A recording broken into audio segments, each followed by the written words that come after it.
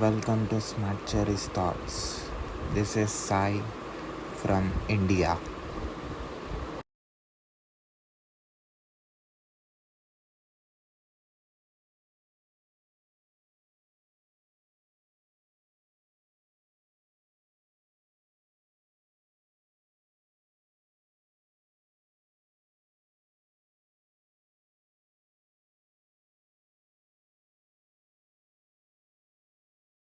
Yeah, it's evening here. Okay.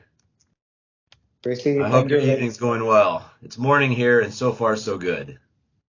yeah, it's going well, and you made it more beautiful with your presence. We'll see if I can continue that.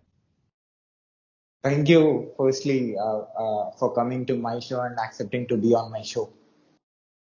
Thank you for inviting me. This is a fascinating series of interviews you have. I've browsed quite a few, and it's a good variety, diverse topics, diverse people. So I think it's wonderful. So I thought to tell about you and the work that you're doing, and also the work that you did before, and the motivation to do the present work to my audience and to the world who are listening to this conversation through podcast or my YouTube channel from Hmm. anywhere on this planet. That's amazing. Okay, I'm ready when you are. So before that, can you please introduce yourself? Yeah, my name is Damian Synadinos. I'm born, raised, and live in Columbus, Ohio, in the United States. Um, 49 years old. My birthday was 2 days ago, so I'm brand new 49 years old. And I've got quite an interesting or perhaps unusual past in history, professionally, personally. And I guess that's what we're going to talk about a little bit today. My current company is Ineffable-Solutions. It's my own company, and I'm currently a public speaker. So you started this company 20 years back. No, this company actually was founded. I started it in 2016, so it's not very old yet. But before that, I was in software testing, computer software testing. Some people call it quality assurance for 25 years at a variety of different companies all around central Ohio, Columbus, Ohio. So why you created this? Well, I'll go back a little bit further to give some more context and backstory in case that's helpful. I was involved with computers at a very early age. When I was just in primary school, I taught myself basic computer programming language on what's called a TRS-80 color computer. So one of the very first home computers, I taught myself basic programming. My father, a Greek immigrant, was an electrical engineer at Bell Labs. And so I grew up around computers, learning computers. By the time I was 19 years old, I was attending the Ohio State University for computer science. And through some friends and family, I was offered a job in the quality assurance department of CompuServe, an old company that's no longer around, but used to be the primary way that people would get online, maybe the only way that people would get online and communicate with others around the world. So that was in 1993. They gave me a temporary job as an intern. I worked there for 6 months, and then they offered me a full-time job. So I dropped out. I started taking night classes at school. I did that for 6 months, and then I just quit school. So I dropped out of college and decided that quality assurance software testing was a good career. I was at CompuServe for 4 years, and after that, I left for another company. And over the next 25 years, I worked in software testing and quality assurance at 15 or 16 different companies. Large companies of 40,000 people, small companies of 30 people.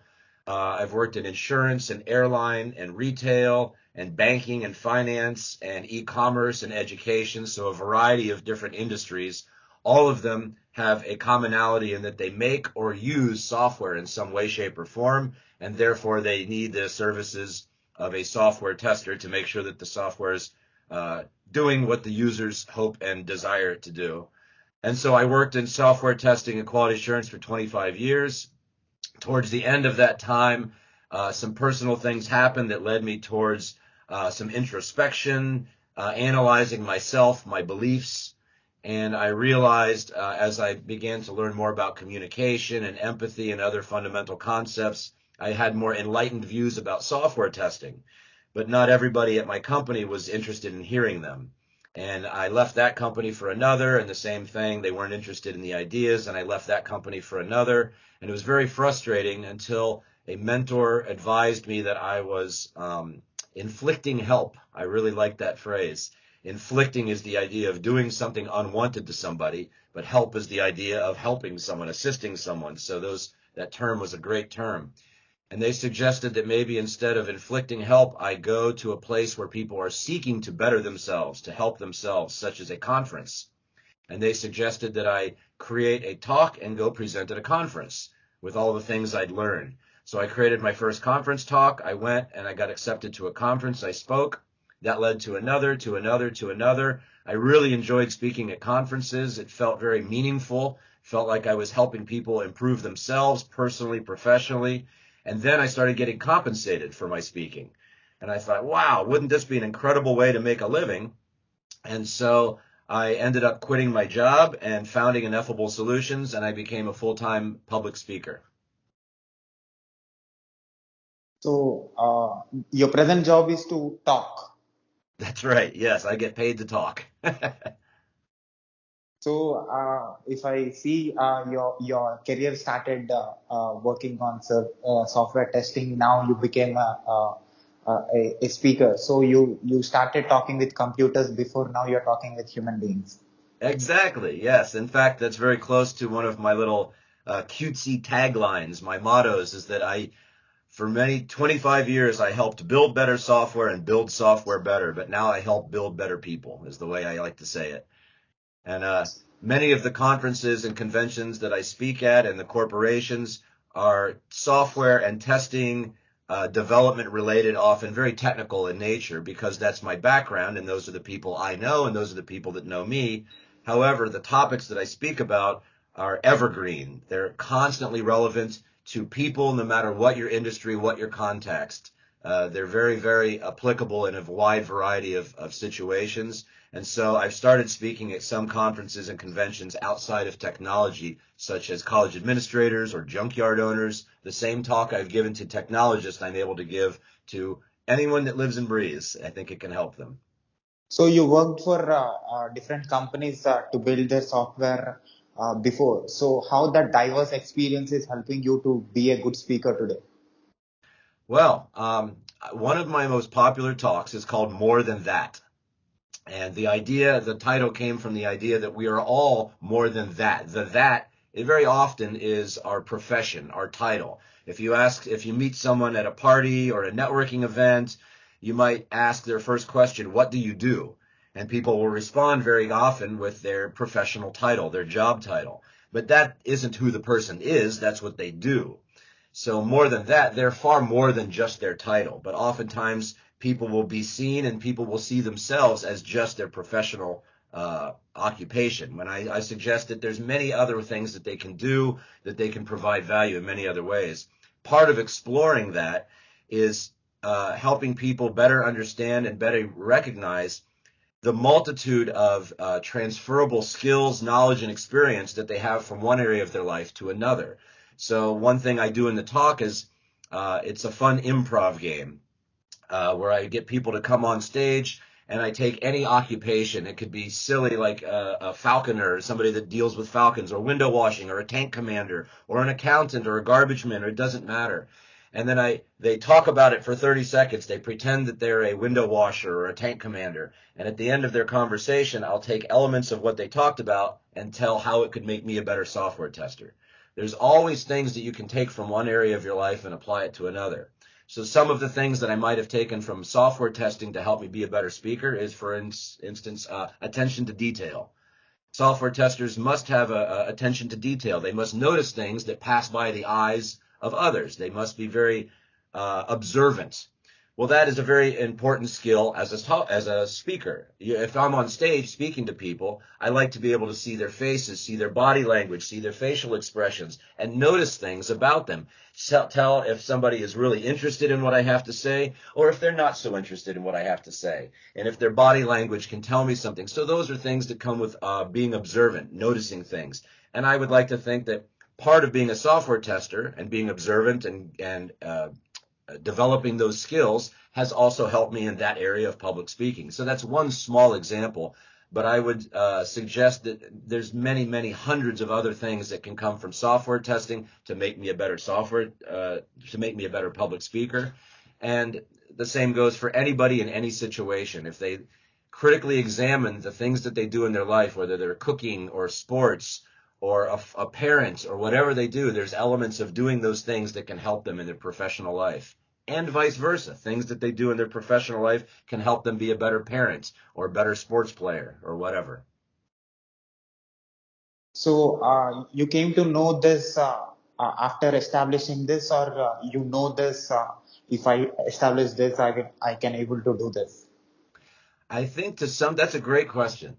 Uh, I think to some degree it might have been subconscious. Maybe there was some transferring of knowledge, skills, and attributes subconsciously. Um, Maybe I like to play basketball, and part of playing basketball is being on a team and working well with others. It's a team sport. It's not a sport of individual players. So it's a team sport. Perhaps there was things about playing basketball my entire life that subconsciously translated over to being a software tester on a team of testers, on a team of people making software for a common goal. But it wasn't until I sat down and explicitly thought about, is there anything from basketball that would make me a better software tester? Oh, playing on a team. I suppose that would. How would that help me? And thinking about it explicitly, writing it down, and then saying it on stage to others in a talk to help them better realize it. So I suspect that it might have been subconscious, happening without me even realizing it before, but it wasn't until I introspected and really analyzed what was going on that I realized what was happening. Does that make sense? Yeah. If you took this as your first job, how would you be? If I took which as my first job? The present job. If I was public speaking as my very first job, oh, that's a million ifs, a very theoretical question.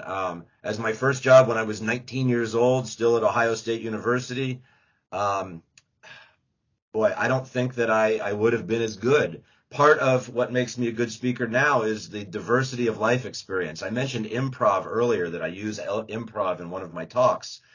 I took 15 years. I've done improvisational comedy. Like there's a show called Whose Line Is It Anyway, which is about improvisational comedy, which essentially is creating something from nothing. It's creating a play or an act or something with no scripts, no props, no costumes. You do it in the moment.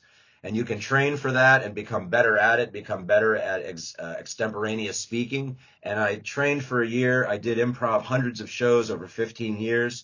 That life experience absolutely has helped me be a better public speaker. When I was 19 years old, if I had tried to become a public speaker without that life experience, I don't think I would have been as good. Without the diversity of the 25 years of software testing and realizing, working on a team is very important, and how can that help me as a software tester? Being observant during a software testing can help me be a better public speaker. All of those things I would have lacked at 19 years old, and I don't think I would have been as good. So I definitely think that my life experience has helped me become a better speaker. So what exactly you do now?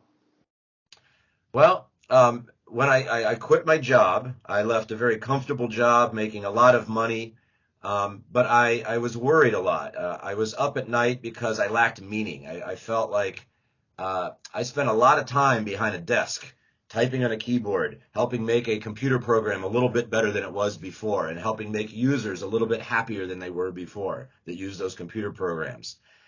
But is that really that meaningful? And I worried about that. I worried that if I found myself at the end of my life and I said, did I matter? How could I answer that question? And my friends and family would say, yes, you mattered. And I say, well, you're my friends and family. Of course you're going to say that. But what about all the many hundreds and thousands of hours I spent behind a keyboard? Does that matter really? And so it kept me awake at night. And so when I decided to become a public speaker, because it felt meaningful, when I give talks and presentations at conferences around the world, some of the feedback I get from people is very moving. They talk about how I'm changing the way that they see the world. I'm changing the way that they view their relationships with boyfriends, girlfriends, husbands, wives, children. I get emails and correspondences sometimes weeks, months, or years later about people from people that attended one of my talks and says, I'm still using the things that you talked about today to make me a better person. Wow, that is incredibly meaningful. Now, if I'm at the end of my life and I say, did I matter? I feel like I really mattered in a great way. I've touched a lot of lives in a lot of ways to make things better, to make people better, to make the world better. Unfortunately, now I'm up at night for lack of money. Becoming a speaker is very difficult. I left a very comfortable, well-paying job, and it's been a very difficult path. So I basically traded money for meaning in my career. So software came after a long time in human evolution. So now you came to know about what communication is, the real communication between human beings. Ah, what a great insight. I love that you saw that. Yeah, as far as a profession goes, as far as engineering, there's civil engineering, mechanical engineering, electrical engineering. There's a lot of different career paths that allow people to create things. Software is one of the youngest of those engineering career paths. It's only 50 or 60 years old, which is in its infancy compared to these other engineering things. So absolutely, software is very, very young, very new in the grand scope of creating as far as career paths and much more in the larger scope than that. However, the thing that you mentioned, understanding communication, and I mentioned earlier things like empathy and some of the other fundamental topics that are core to all of my presentations and talks, things like the idea of relativism or perspective and subjectivity, how one person sees it this way, another person sees it another way. That's absolutely an important concept to understand. The concept of modeling, that everything that we think, do, and say is based off of some type of model, whether it's a physical or mental model. And so what are the advantages and benefits of a model, and understanding how models work, and what are the limitations and disadvantages of models. Very fundamental concept. Understanding causality, cause and effect. Why do things happen? Before we chatted today, I was asking a lot of why questions, and I think it's extremely important for people to better understand the reasons that they do things, which can then help them better understand what to do and how to do it. But that kind of abstract concept sometimes isn't a focus of a lot of people. So I focus on those types of things. And it wasn't until later in life, through a lot of life experience, that I realized that those are truly the important things. Of course, in software engineering, tools are very important, and there's always a new tool to try and learn, and techniques and processes and approaches. And there's an old way of doing things and a new iterative way and a new agile way. And there's all sorts of different ways that people do things when they make software, and different titles. And those are all certainly important. However, beneath all of those are the ideas that I just mentioned: communication, empathy, relativism, causality. And if you understand those things, it will not only help you become a better software engineer, it will help you become a better person, which you might be a plumber or a skier or a baker. It doesn't really matter. So I absolutely think that if you look at any problem that a company is having and you go backwards and ask, well, why did that happen? Why did that happen? Why did that happen? Very often you can end up at one of these fundamental concepts. It was because there was a lack of understanding of causality. It was because there was a lack of communication, inefficient, ineffective communication. It was because they didn't empathize properly with another person, and that rolled up into some other problem that manifests itself as a loss of revenue, or some high-level business problem, or unhappy customers or something like that. If you trace it all the way back, it's very often one of those very fundamental concepts. So can I say you understood the logical thinking when you was into software development or software testing? Now you are into understanding about emotions of human beings, which are interconnected. I'm wildly impressed with your questions. I must say, that is a great question. So logic versus emotion. I grew up very interesting because, as I said, as in primary school, I learned computer programming, my very first computer language of many throughout my life. And when other children, at least in America, maybe were playing sports and throwing the ball in the backyard, I was inside learning computer programming. Learning computer programming comes with having or developing an analytical mind. Very logical, very sequential, very functional, thinking cause and effect. So that's absolutely part of my upbringing, helped me in my career as a software tester. However, I also was very artistic as a child. I've been drawing since I was 5 or 6 years old. As I said, I did improv as an adult for 15 years. That's a very artistic endeavor. So I like to think that the way that my particular mind works is a nice mixture of logic and emotion. And sometimes I experience something that makes me very emotional, very angry, very sad. And then I also have the other side of my mind, which is processing what exactly am I feeling and why am I feeling that? And what are the things that are causing me to feel this way? So I'm processing the emotion. It's not typically very common that people act or think in this way. It's the way that my brain works, but I think it's advantageous for a lot of different reasons. Having the mixture of logic and emotion, I think, can help better relate to people. Some people are far more logical and aren't in touch with their emotions so much. Well, I think that I can relate with them. Other people are very emotional and they wear their heart on the sleeve, is a saying. They're happy to express their emotions and anyone can tell how they're feeling just by talking or looking at them. But maybe they're not as logical or as analytical. Well, I think that I have that side to me as well, so I'm able to relate to them. And I think that helps with empathy and with communication, being better able to understand the people that I'm trying to get my brain idea, my brain bubble into their head. So you already know the mechanism of the software, you know how it functions, you know how to solve the problems regarding it because you worked for quite a while in your life. Now you took a different job which is completely different from that. So which one is good? Ah, boy. Good. That's an adjective. Adjectives are always in comparison to something else and to some degree. You can't have good without bad. You can't have bumpy without smooth. You can't have tall without short. So good as compared to what? In this case, is one better or worse than the other? I can't say that one is better or worse. I said that one seems to give me more meaning, but the other gave me more money. So I guess it depends on which measuring stick you're using. If some person said, Damian, which job is better, software testing or public speaking? I say, well, which ruler are you using to measure? Better or worse? Are you using money? If you're using money, then your answer would probably be software testing. I was making far more money. But if your ruler is meaning, then I might suggest that my current job as public speaking ranks far higher on the meaning scale. So in that case, if that's how you're measuring, I would say that that one is better. So it really depends on which measuring stick you're using to talk about good or bad or better or worse. To me, they're just different in different ways. So how you are enjoying in the present job? I enjoy it very, very much. As I said, I'm not making as much money now, but the emails and correspondence I get from attendees weeks, months, years later that says, I still use this idea, or something you said helped me in my relationship with my daughter.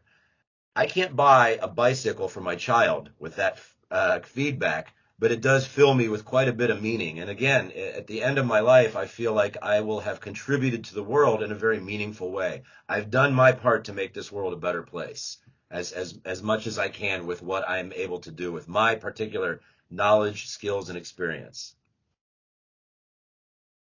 So what you are learning and what you are understanding in your present role? Oh, I learned from every single experience. It's very rewarding being on stage and meeting people and getting to go around the world gets me outside of my bubbles. Everybody everywhere has bubbles, contextual bubbles of society, of community, of jobs. But oftentimes people aren't able to break outside of those bubbles. And so therefore the things that they think, do, and say are just reflected back like an echo chamber. But public speaking, going around the world and meeting people in a variety of different contexts and countries and cultures has broadened my horizons and allowed me to burst many of my bubbles, to see things from different eyes, from different points of view. So that's one benefit I get from it that I really, really enjoy. I like that a lot. A thing I've done recently, I mentioned my improv. So I trained for a year. I've performed hundreds of shows. over 15 years at comedy clubs and corporate engagements and outside festivals and all sorts of different environments. More recently, I had the opportunity to teach improv to blind and visually impaired students at a local school in Columbus, Ohio. So between 10 and 15 children in two different after-school programs, I was able to put together some material and teach them improvisation, short-form improvisational comedy, which is really just an abstraction of many life skills: communication, empathy, collaboration. All those things that help you be a better baker or software tester or a plumber or executive can also help you be a better human. So really, I'm coming in and teaching these kids life skills through improvisation. But in this case, it was for a group of blind and visually impaired students. Oh my goodness, I learned far more from these kids than they learned from me. I came in with my curriculum and lesson plan each week, but the things I learned from these kids was hope and determination and guts and excitement and faith. It was just amazing to learn from these kids. So similarly to how I'm able to go around the world and meet different people in different contexts, even locally, I can meet people that are amazing to me and help broaden my own sense of self. So what is the best compliment that you got? That's a great question. I mentioned earlier that sometimes I get feedback from folks. Boy, that's a great question. Feedback from folks afterwards that say, "You've helped me in this way." One was from a woman after a talk at a business analyst conference. So BAs, the people that elicit requirements from users and then give them to developers to make the thing, and then testers to make sure that the thing that they wanted to make is in line with the thing that they actually made. Business analysts. And I gave a talk called The Hidden Requirements, which is about the emotional requirements that are often neglected when we create software. We focus on functional requirements and performance requirements and security and archival and all these different sorts of requirements without ever considering the emotions of the users. So this talk is really focused on assessing and analyzing how people feel. And in doing so, I talk a lot about emotions and empathy and why we feel and problems and solutions and all sorts of really deep topics. And at the end, this business analysis woman, business analyst, came up and she said, "Hey, thank you very much for your talk. I really appreciate it. I can see how it will help me become a better business analyst. However, I've also suffered from depression in my life, and now I'm a single mom with a teenage daughter who's suffering the same affliction. And she's been suicidal, and it's been a struggle. We go to therapy, but some of the things you talked about today, I can't wait to go home and tell my daughter about and discuss these ideas because I think it's really going to help her outlook and our relationship." Well, my heart exploded out of my chest. That's an incredible compliment because she was able to see explicitly how some of the things I talked about aren't really about being a business analyst. They're about being a better human that you can apply to BA work, but it's not about being a BA. Some other people in the audience maybe got that subconsciously, but not explicitly, but she explicitly understood how the things I spoke about can help in a different context. And that was an incredible compliment. It wasn't terribly surprising because I know this about the content of my work, that it's just about humanity. So it wasn't surprising, but it was extremely gratifying. It made me feel humble and appreciated. So that's one of the best I ever got. On the other side, as a software tester, I remember a compliment that stuck with me for decades. As a software tester at a company where that was not a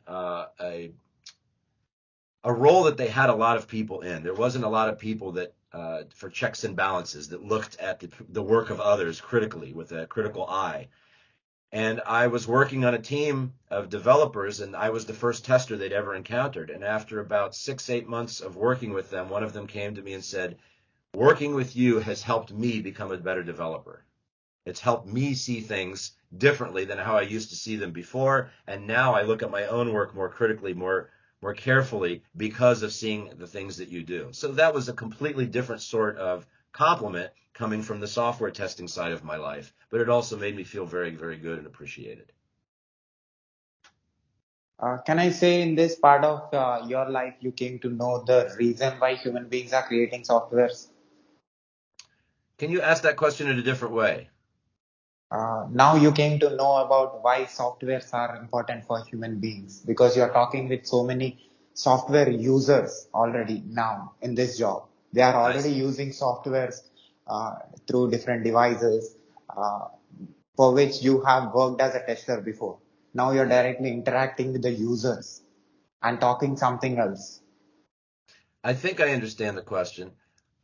In that talk I mentioned earlier, the hidden requirements, one of the things that I focus on is why do we make software? Why? And a common answer is to solve problems. Is a very common answer. If you talk to anybody that's thought for more than a few minutes about why are we make software anyway, they might come to the logical conclusion that it's to solve problems, or maybe they read it on a blog post somewhere or an article that the reason we create software is to solve problems. And I like that answer, but I also use it as the base to dig deeper. Well, why do we solve problems? Why do we need to solve any problems at all? And I dig down into that and I come to the conclusion that it's to affect emotion. Everything's about affecting emotion, making us feel in ways that we want to feel. A problem is undesirable. Solutions are desirable. The difference between a problem and solution is just one is desired and one is undesired. Desire is an emotion. So if you're solving problems, what you're doing is affecting emotion. So essentially, software, if it is indeed to solve problems, is about affecting emotion. And software isn't the only way that we solve problems. Some problems are solved with a hammer or with a pizza. There's different ways that you can solve the problem of hunger or getting a nail into a piece of wood. There's all sorts of problems. Software is one way that we solve problems. Why are we solving those problems? To make people feel the way that they want to feel. Can I expect you working for artificial intelligence in future because you already worked communicating with the machines which are lifeless. Now you are communicating with human beings who are life, who has life and who has emotions because you know uh, to the communication between the machine and a human being. Well, that's a wonderful thought for me to have. Could I go into artificial intelligence? In the late 80s and early 90s, when I was still in school and early college, I became very, very interested in artificial intelligence and at the time, very rudimentary virtual reality.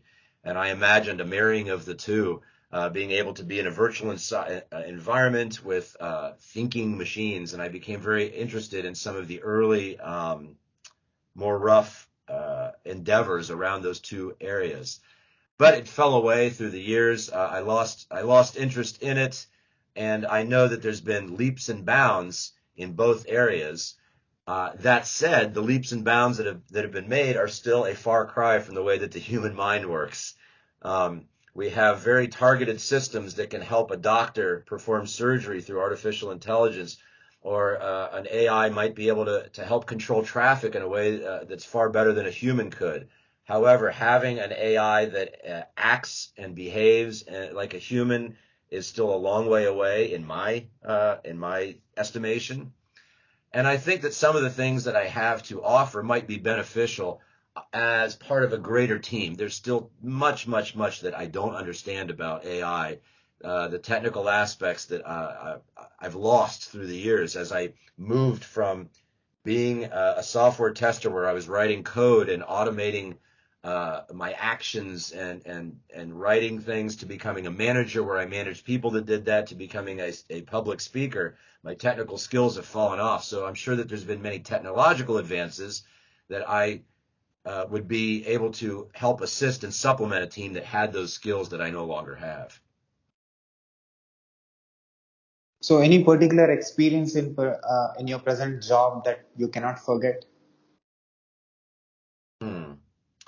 I go back to the idea of going around the world and getting to see and meet people that I might not have gotten to meet or see otherwise, and helping expand my own horizons. And then not just selfishly taking that for myself. I think that everything that everyone does to some degree is selfish, and I think that that's okay. There's nothing wrong with doing things that are in your own self-interest. I try and be careful that that's not the primary or only reason that I do something because it benefits me. I always try and find other reasons that I do actions. So I think that while I'm certainly grateful and appreciate getting to see people and meet people, and helps me break out of my bubbles and makes me a better person, I also try and use all that I've gained to help others as well, to turn around and give back.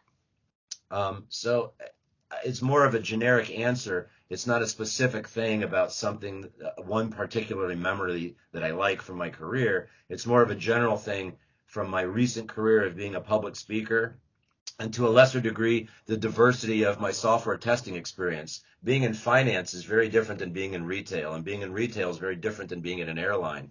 So those diverse experiences also help me become a better person, which I'm hopefully in turn returning to the world by helping others in the same way. Which diversity is good? Connecting with different people, or doing different roles, being in different roles. This is another one of those good questions about the adjective. I think that they're different in different ways. I can't rank one higher than the other. I think that they're important in different ways. Which measuring stick are you using in this case? So how you are able to adapt to different things that quick? I think that my training and experience with improvisation has helped me quite a bit. It seems strange for some people to have a knowledge of improvisation, which is creating something from nothing in the moment. You're able to extemporaneously adapt to any situation and react in an appropriate way. And they say, well, how do you go and train for that? It's in the moment. It's immediate. It's instantaneous. How do you go to class with a teacher and train? I say, well, being able to do that is about communication. It's about reading people, being observant. If I say something to you and I see your eyebrows go down and your head tilt a little bit, I might recognize, because I observed that, oh, this person is perhaps confused about the thing that I just said. Maybe I need to say it again. Maybe I need to ask them, are you confused? Is there something you don't understand? Other people might not recognize those facial expressions. They might not recognize that that the person is confused at all. So that is a skill I think I developed through improvisation. By being in class and being on stage, I was able to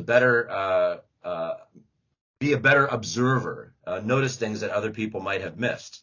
And so that's one way that improvisation has helped me be a better person that can adapt to any situation. Oftentimes I'll have someone that's telling me about some problem, whether it's career problem, a personal, professional, it doesn't matter, some problem. And sometimes they just want to vent, and I'm a good ear. But sometimes they're seeking help. They're seeking solutions. They want to feel a different way.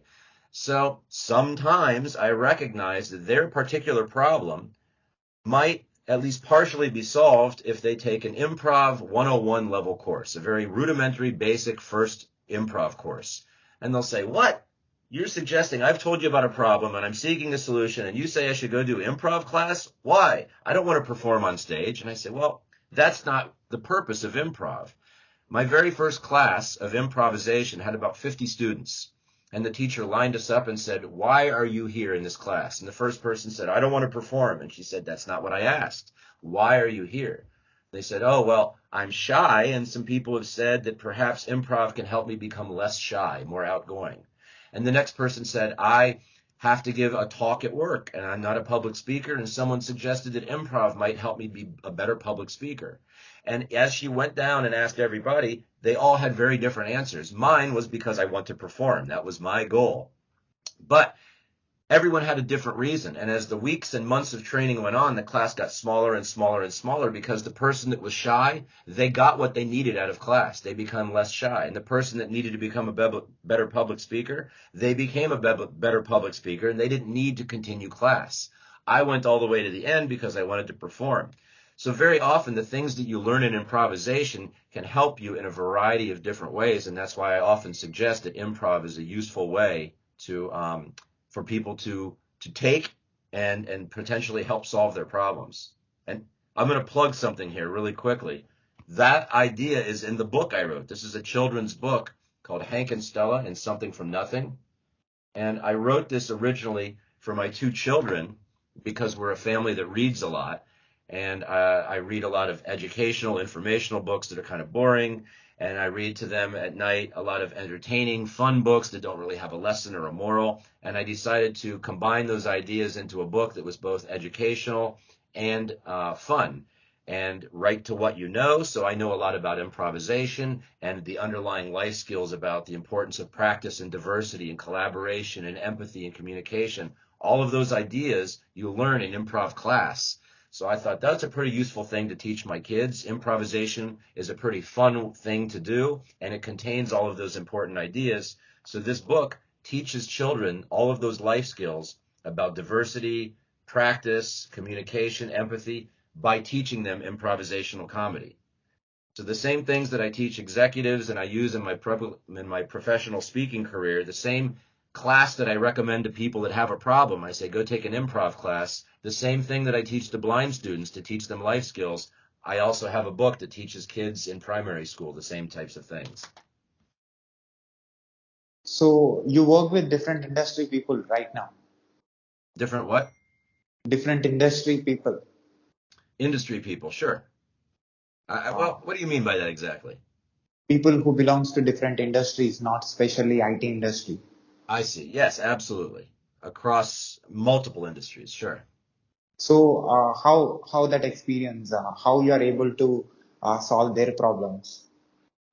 Well, they might have very specific problems with some tool or some process, some high level, very granular problem or very abstract problem. But I think that what I bring is being able to help them do some root cause analysis because I'm such a believer in the idea of cause and effect and understanding why and helping them dig down to find uh, deeper level problems, deeper things that are causing their higher level problems. If someone has a big gash on their arm, their solution might be a Band-Aid. And that might work for a little bit, but it's not going to be the ultimate solution. So I like to dig down deeper and find a better, there's a blog post I wrote called, what's the name of it? Let me look it up real quick.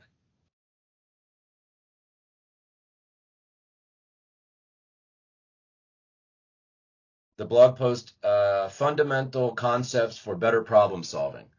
It's on my website. It's a blog post, and it's about how very often people jump straight to solutions, finding the solution before they even understand the problem deeply. So this blog post is about the suggestion that people should really, really dig in and deeply understand a problem before they start trying to find a solution. And so I think that what I bring to the table is helping people better see their problems in different ways.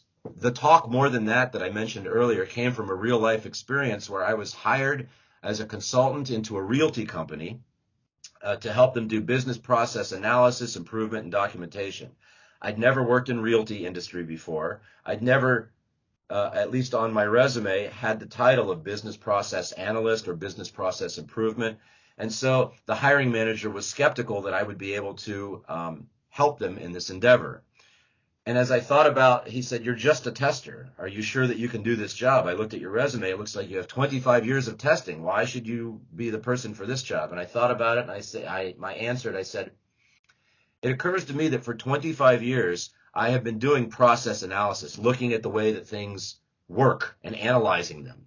I've been doing process improvement, finding things that don't work well and making them better, finding things that are slow and making them faster, improving processes. And I've been doing process documentation for a long, long time. I've been documenting the way things work so that other people can read the documentation and learn from my own reference for a multitude of reasons. I've been doing all of those activities in a testing context, testing process analysis, testing process improvement, test process documentation.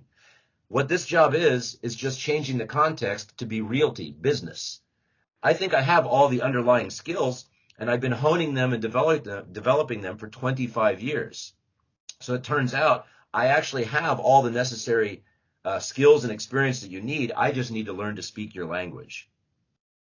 And when I joined the team, he liked the answer. I got the job, and I joined the team. I didn't know anything about realty. I didn't know all the acronyms and jargon and lingo that they were using when they had meetings.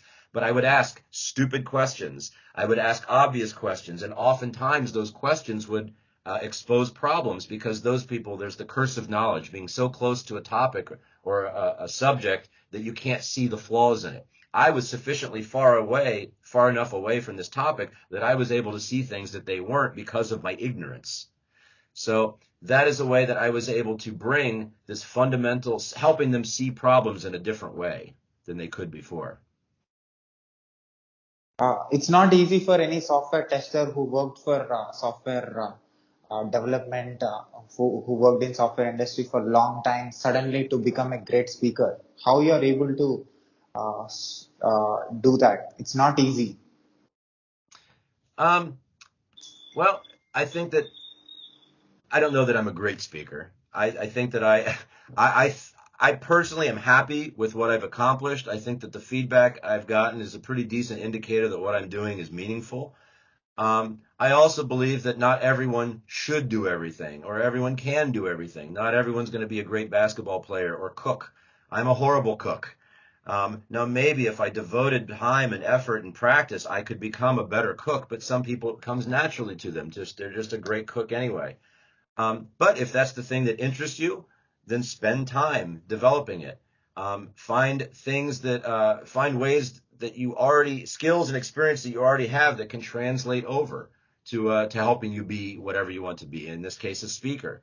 If you're already a software tester, I already said how being an observant software tester already helped me be one aspect of my public speaking, being able to read people. That was one thing. So already I would say that software testers, if they're a good software tester, very observant, very great at noticing things when they're testing software and seeing things that others don't, they might already have some attribute of a good public speaker.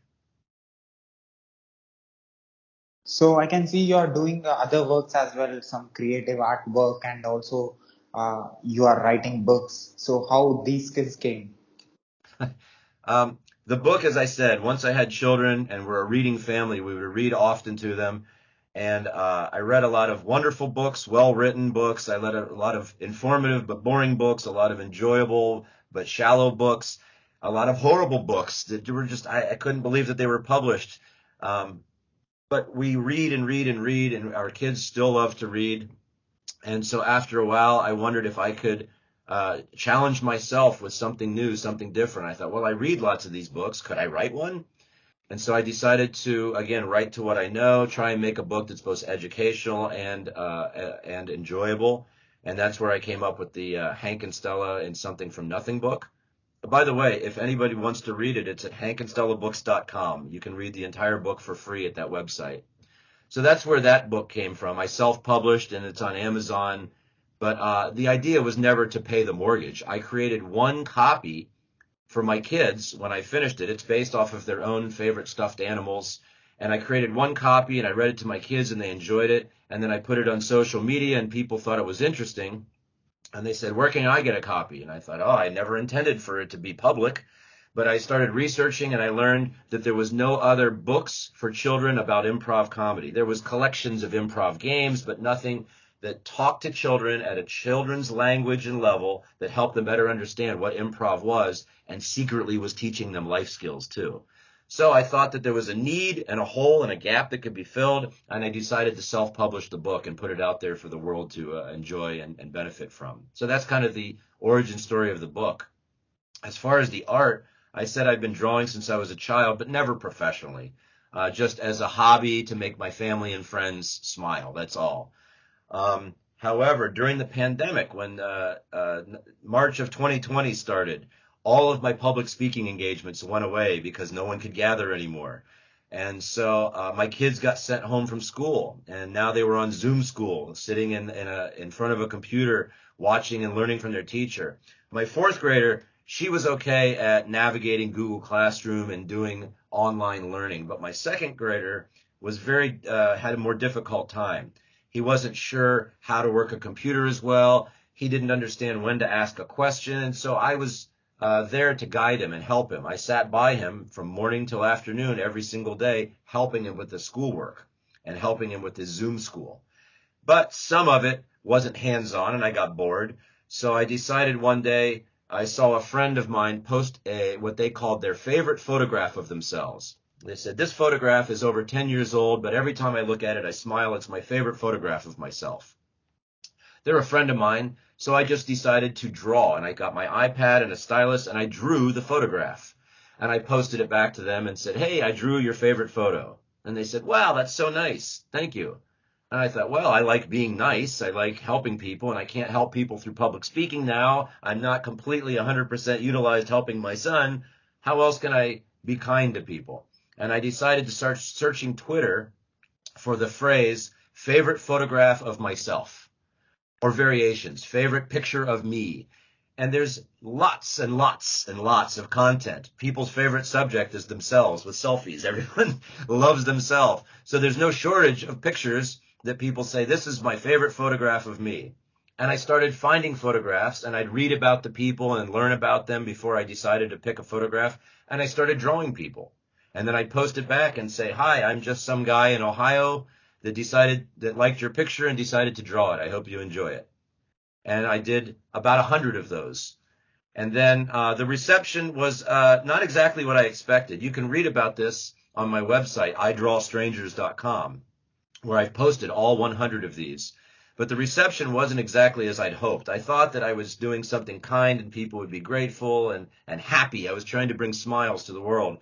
And that happened about half the time. About half the people didn't respond, and that's fine for whatever reason. But I was more concerned with the people that took offense. They did not like me drawing them, and they asked me to remove pictures, and they didn't like it at all. And I thought, wow, that's not the response I was really looking for at all. I'm trying to bring happiness to people in the world, and instead I'm bringing the opposite. So I changed and I moved to a website called Reddit, reddit.com, and there's a sub-forum on Reddit where people can actually post photographs of themselves that they want artists to draw. So to keep myself busy, I continue to draw people out of kindness that want to be drawn now. And sometimes that leads to commissions. Sometimes I'll do a commission for someone. They want their pet drawn, or a relative or a family member of some sort, or a friend, and I'll do commissions. Again, it's not paying for the house. It's a very, very small amount of money, but more importantly, it keeps me busy when I'm not speaking or training or consulting, and it's kind. So, speaking in front of a lot of people is completely different. So, when you came to this job for the first time, how was your experience? I was fortunate because my first talk was called Improve with the E in parentheses. So you can read it improv or improve. Improve your testing. So I took two areas of my life that I had some depth of knowledge. One was software testing. At that point, I'd been software testing for 17 or 18 years, and I had some knowledge there. And I had done at that point maybe 8 or 9 years of improv. So I had some depth of knowledge there. And I put the two topics together just like I did in the book, teaching kids about improv. I could teach people why communication is important to testing, and why understanding models is important to testing, and why causality is an important concept to testing. And that would be a very boring talk. So I like to take these boring topics and wrap them up in something more interesting. And since all of those concepts are also used in improv, I decided to wrap them up. So my first talk was called Improv Your Testing. Of course, by that time, I had depth of knowledge and depth of experience with improv. Improv is being on stage in front of strangers and creating something from nothing. So by that point, being on stage at a conference was no big deal. It wasn't shocking. It wasn't terrifying. I think I've read articles that say some of the top fears of people are spiders and drowning and heights and public speaking. A lot of people are very, very terrified of public speaking. And if someone came to me and said, boy, I want to become a speaker, but it's so terrifying, as I mentioned before, my advice to them might be take an Improv 101 class, because you'll absolutely learn things in improvisation that will help you become less terrified of public speaking. That's amazing. So summing up, what do you say about yourself completely? Like, about your complete experience, the present work that you're doing with the past work that you did. Um, Sometimes people pose the question to others, do you have any regrets? And my answer is somewhere between 0 and millions. I'm certainly happy with who I am now in this world. I'm happy with where I am, what I've accomplished, what I hope to accomplish with the rest of my life. And I don't think that I would be who I am today without my previous life experience. That said, I've experienced incredibly difficult times and a lot of hardship in my life. And if I could somehow travel back in time and talk to my previous self and say, this thing you're about to do is going to cause you immeasurable pain, you might want to reconsider at the risk of becoming a different person when you're older. I don't know if I'd choose differently. It might be like, yes, that pain is avoidable. I want to do something different, or it will affect becoming a person that has a pretty meaningful, fortunate life when he's 49 years old. Maybe I will make the same decision as before. So that's kind of how I see it. I see myself as very fortunate to have a very diverse life, very diverse experiences. I'm trying to help others see their potential and true value so that they can be better people in this world. And so I'm very grateful and fortunate for who I think I've become and how and where I am right now. And one last question, what difference that you are observing in people who are from different parts of the world? Sure. I thought of one important thing I forgot to add on to the last question. It's a part that I would definitely not be who I am today without this, is my wife. My wife is fantastic. When I decided to quit my job and told her I was going to quit this very comfortable, high-paying job to become a public speaker, she was supportive. She said, all right, let's do it. And the first year I went from 6 figures, making a very nice 6-figure salary, to $6,000. I made $6,000 my first year in business. That's quite a difference. And the money has not come back anywhere close to levels of what I was making when I was employed at a corporation. However, my wife has supported me financially, emotionally, and many, many other ways to allow me to continue this grand adventure. And I'm super appreciative. So that's another way that I feel fortunate. Now, I'm sorry, could you repeat your last question, because I want to address that one too. That's a great thing that you said. And my question, my question She's was, standing behind me, so I want to make sure. No. so my question was, you connecting and talking with different country people who are from different parts of the world. What is the difference that you observed in human beings from different places? That's another wonderful question. Boy, you're a great interviewer, I'll tell you. In my opinion, you are wonderful at this. One thing I like to do when I travel around the country, the United States, and when I travel around the world, is I always try and find an improv show to go and see. So I find a comedy club or an improvisational club, and I go to watch an improv show with people just like doing what I did for 15 years in Columbus, Ohio. I try and find the equivalent people somewhere else in other parts of the world. And every single time I do that, and I've seen improv all over the world, I notice that there's differences and there's similarities. And that's the same answer to your question. As I travel around the world and I see people from different backgrounds, experiences, life experiences, different cultures, social and different political bubbles, I notice similarities and I notice differences. But at the core, I think that we're all humans. Um, and I think that is one of the most important similarities that I try and suss out. If you dig down, as I said, from all these different business problems, you often end up at just a handful of root problems: a lack of communication, lack of empathy, not understanding modeling. Same thing for people around the world. If you try and understand somebody from the left side of the world compared to the right side of the world, or the top or the bottom, you might dig down and find out that they're struggling with trust issues or emotions, or they're trying their best to communicate their ideas and struggling with that, or succeeding with that. So I think that might answer your question. I see similarities and differences everywhere I go.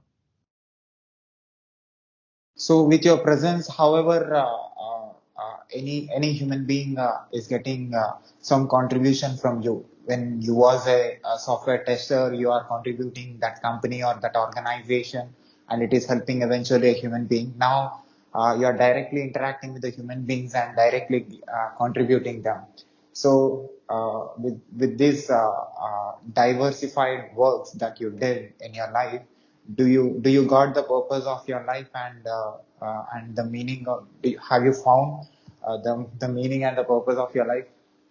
I think if I found myself on my deathbed tomorrow and I looked at the sky and said, did I matter? And my family and friends said, yes, you did. And I thought, thank you. Of course, I know you're going to say that. Did I matter in other areas? I feel like the answer would now be yes. I've done my best to make a difference, a positive impact on the world. So yeah, I feel like I don't think that I would shut my eyes and worry about all the money that I've made or not made. I think I would be able to be satisfied with the impact I've made and that I'm trying to continue to make. So, if these words of yours, if this conversation and your expressions have saved in any data center in the world, and this conversation is heard by some people after 100 or 200 years and listening to you, what do you want to say to them? Because you matter. Absolutely. You're more than that. That's one message. You matter and be kind. I often end interviews of this type with that simple directive, that suggestion that people be kind to one another. Kindness is in short supply, and that comes with deeper ideas of empathy and communication and trust, but be kind. So I'll put your web links in the description of this video on YouTube. People who finds our video on YouTube can see the work that you're doing, can take the service that you're providing, and also I'll put on the screen as well. They can see your work. And at last, as a person who worked in different fields and observed different things in your life, what is your observation about my work? Have you seen any videos of mine on YouTube? I'm very impressed. I've already told you I'm impressed with your the questions that you ask, and that's an indication that you're actually listening. You're not just thinking about the next thing without taking in it. And part of you listening, I think, before we chatted today, I was really, again, I mentioned this before, asking why? Who's the audience? What's the purpose of these interviews? What are you doing with these? I need to understand who I'm talking to better help me understand why, what I say, and how I say it. And part of the answer was to help you grow. That was part of the answer and the purpose and reason for the interviews. And I think that that's wonderful. I think that I'm improving all the time, whether I'm teaching improv to visually impaired students or speaking on a stage in Australia. I'm always looking for ways to improve and grow myself. I think that you deeply understand that about yourself, and I think that these videos can help others. So I think this is a fantastic endeavor, a great series thing that you're doing here. And if my words or many of the fascinating, diverse other people that you've already interviewed can be seen and help others, weeks, months, years later, that's wonderful. You're doing a great thing. And I think that all of that is not just in service to you developing your own career, which seems from LinkedIn not that far in yet. You're still relatively at the beginning of your software career, just like software as a profession is still in its infancy. But I really see great things from you. You're able to intake, assess, listen carefully to provide the next question to your interviewee, but also to take it internally and help make yourself a better person. I think that's great. I'll become you someday, maybe after 10 years, 20 years, 25 years. I'll do the same that you are doing. I would love it. We need more. So, thank you very much. Damian, can I put this video on my YouTube channel with your permission? I'd be honored to. I'm excited and honored to see it. Yes, thank you so much. And also, can I put this conversation on my podcast website, internet, social media, everywhere with your permission? Absolutely. Tag me, and I'm happy to share it elsewhere on all my circles. So I want this conversation to reach everywhere, and at least one thought of yours or one experience of yours or one idea that you said that changed you or that made you change yourself, that if that makes change in somebody's life and improves themselves, and you will be the great contributor for them, and you'll be the change maker for their life. That would be wonderful. That's what I'm trying to do. That's the So main reason I do what I do. So contribute more to the planet and do continue doing this. Be kind. Thank you, sir, again. Okay, thank you, Si. I appreciate it. Bye.